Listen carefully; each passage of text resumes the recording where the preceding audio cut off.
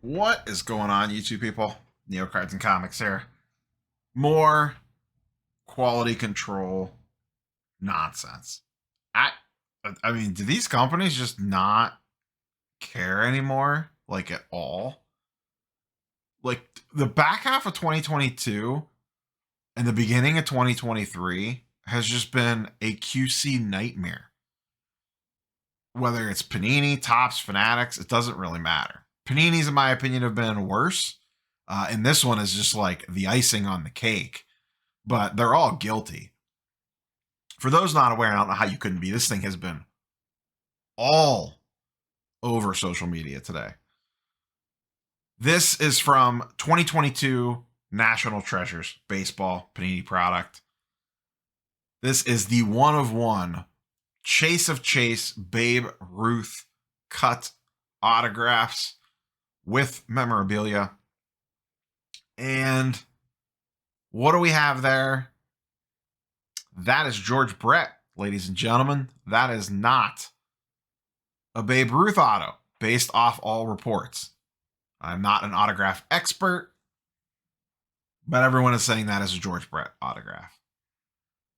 I don't know how something like this gets missed. Your one of your most important cards, and I'm not super familiar with the checklist.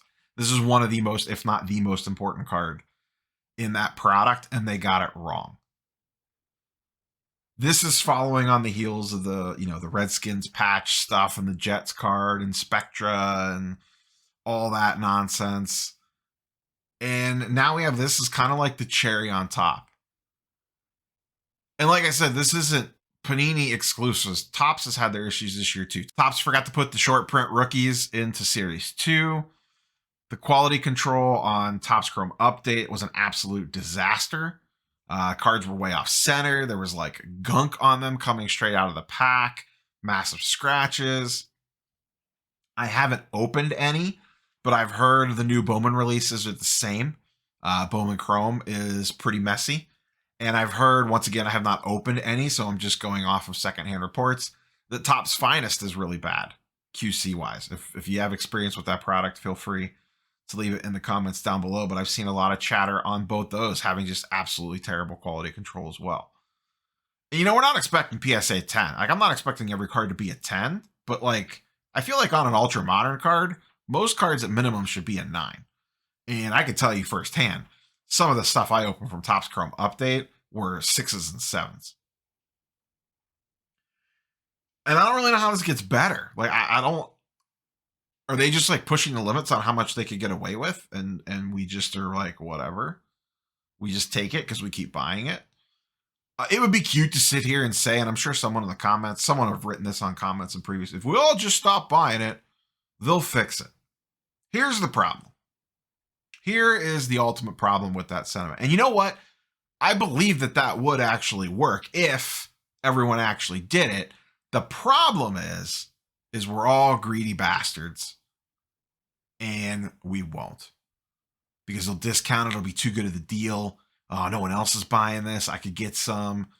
I'll be able to stash this. This would be great. I'll be the only one that has it. Oh, I need to rip that box to chase the next thing. You never know what I'm going to get in there. The breakers are pushing it. This, that, the other thing. We care, and I'm painting with a broad brush here, so everyone just relax. A majority cares more about the money than the cards themselves. I mean, if you're shocked by that statement, then I don't know where you've been the last 3 years. I don't want to go on a tangent here, but as we all know, Hasbro has been a little messy lately. I won't go too far into the weeds on this, but just to kind of show a point that this works. Recently, Hasbro obviously screwed up the Magic the Gathering stuff. They have also, after screwing that up, decided to go mess around with Dungeons and Dragons. Now I know I'm leaning. Take a walk with me. We're gonna take a quick stroll. Trust me. You just stick with me. I know D&D. Everyone relax. Nerd alert. Whole 9 yards. I won't get into the details why, but essentially they massively pissed off their entire fan base. Content creators, average people, everyone. No one agreed with what they were about to do. It involved switching around open licenses and stuff like that. Once again, I don't want to get into the weeds on that. Hasbro / D&D / Wizards has a subscription product that you pay $5 a month for to get access to the game, rules, character builders, adventures, all that stuff. This happened, and within a couple days, a bunch of pretty much all the major content creators banded together, and some information came out that the only thing that they care about is, it's called D&D Beyond. D&D Beyond subscribers. So they organized behind that and came up with a campaign called like D&D Begone or something like that. And they had 40,000 people cancel their subscription in 2 days. Immediately after that, Wizards and Hasbro has reversed course and have reopened dialogue on what they wanted to change, pulled a bunch of stuff out of it, and it is now an ongoing document. Within a week, it worked. Still a little to be determined on that, but once again, I don't want to go too far down the weeds. The thing with that is that the community loves the game. They love the game for the game. Was there some greed in it? Sure, because it affected some people's day-to-day lives in regards to content creation, and not necessarily videos, but people that made products for it. But in mass, the community rallied behind all that and said, no, you are not going to do this, and we will vote with our wallets. I don't think that could ever happen in the sports card space. I don't think there could ever be boycott level of, you know what? You don't fix your quality control tops, we're not buying Series 1 2023. We're just not. We're not buying it. So you guarantee us that quality control is going to get better. Panini, we're skipping Flawless or NT. We're not buying National Treasures football because it's a, whatever it is, $5,000 a box product. And you can't even be bothered to put player worn, let alone game used jerseys in your high end product. Or even get the autographs matched up with the player correctly on your 101 cut auto. So we see stuff like this improve. We're not buying your product. That I don't see ever happening in the sports card space because of simple greed.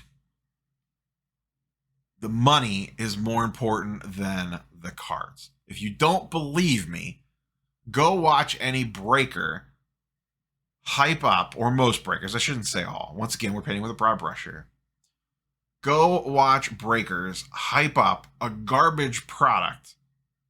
And oh my God, it's a huge hit. Let's go. Holy smokes, I'm ripping my shirt off because you hit a $5 patch card of something that's not even player worn, game used, nothing. And we've all kind of fallen prey to this. And until that changes, I don't, no one's going to stand up to, no one, there's always going to be money to be made, so people won't refuse to buy. I knew quality control was bad on Topps Chrome Update. Once I saw the blaster boxes opened up, I got my hobby boxes in the mail, and guess what? I still opened some. In the back of my mind, it was like, well, what if I hit like a decently centered J-Rod? If I hit a clean J-Rod, it's going to be more rare because the quality control is so bad. I should open one. Maybe I'll open a second one. Maybe I'll open a third one. Maybe I should buy another one. You never know. I don't rip a lot of wax. I ripped a couple of those. I fell prey to that same thought process. So I'm not naive enough to sit here and think some organized boycott's ever going to happen, because it's probably not. I don't see it. I don't see it. In my opinion, a majority of the hobby loves the money more than the cards. Guilty as charged in some cases. Have I gotten caught up in the money chase? Absolutely. 100%. I'd be lying to you if I said that I didn't. I think we all do to some degree or another. I'm sure some purist will come on here and be like, no, not me. I am the sanctity of a collector. I've never sold a card in my entire life. And I'm sure there are some of you people out there. You're probably the 5 to 10%. Maybe it's less, maybe it's more. I honestly don't know. Are there people out there like that? Yes, there are. But a majority of people are in it for, hey, I want to build a cool little collection, make a side hustle, pay for use the hobby to fund the hobby, all that sort of stuff.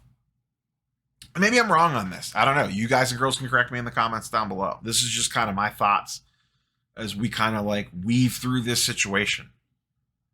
The companies in general seem to care less and less, and we seem to just take it. But I don't have a great solution with how to fix it.